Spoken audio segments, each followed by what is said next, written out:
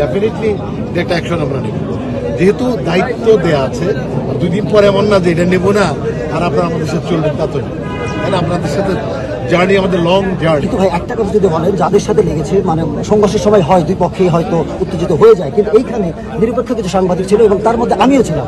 আমাদের উপরে গণহরে চেয়ার দিয়ে একদম ক্যামেরার উপর বাড়ি দেওয়া হলো। আমাকে সবাই চেনে, বা নিউজ 24 ফাতেমা তাকে চেনে, সময় টিভির মুহিবুল হাসান সবাইকে চেনে, তাদেরকে অনেকে চেনে। এরপরেও যে এফডিসির জামান আমি নিজে দেখেছি, সে এফডিসির স্টাফ উনি কিন্তু চেয়ার দিয়ে একদম ক্যামেরার উপর আঘাত করেছে। এইগুলো যদি আপনি ফুটেজ নাও পান, কিন্তু সাংবাদিকদের কথায় সেই উদ্যোগ নেওয়া হবে।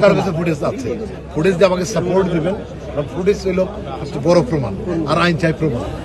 তো আমি এইটুকু জানি যে আমি বলবো পরিষ্কার, যে আসুক টাকা। ভাই আপনি বলছেন যে 21 জনই ছিল, কিন্তু ফুটেজে তো আমাদের কাছে এখন আছে যে এখানে জয়চন্দ্রের বাইরে পরবর্তীতে আসছে, যখন মারামারি হচ্ছে, হয়তো বা কেউ বলছে যে মারছে, তখন দৌড়ে আসছে। অ্যাকচুয়ালি তখন ছিল না, প্রথম ভিতরে জোরে এসে যে মারামারি করে সেটা অন্যায় না, সেটা আমরা দেখবো। যদি করে থাকে অবশ্যই অন্যায়। শিশুদের মধ্যে থেকে জেনে শুনে না বুঝে একটা নেতা এক্ষেত্রে ইনভলভ হইতে পারে। বিষয়টা কি এরকম হয়ে গিয়েছে ভাই যে ক্ষমতা আসার পরে সঠিকভাবে আমরা এটা তদন্ত করে আমরা রিপোর্ট দেবো।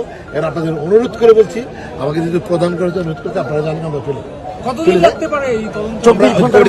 ফলাফল না আসে তারপরে কি? না না, আপনাদের একটু বলেন আসলে আপনাদের প্রতিনিধি কি দাবি এবং আপনারা কি পদক্ষেপ, সেটা একটু সরাসরি বলুন।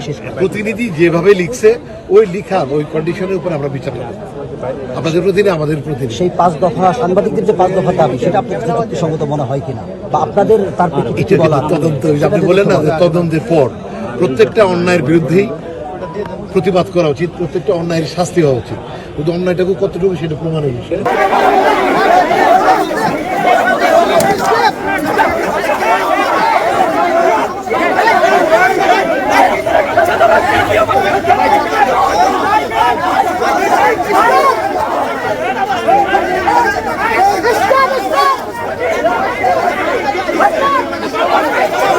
Come on!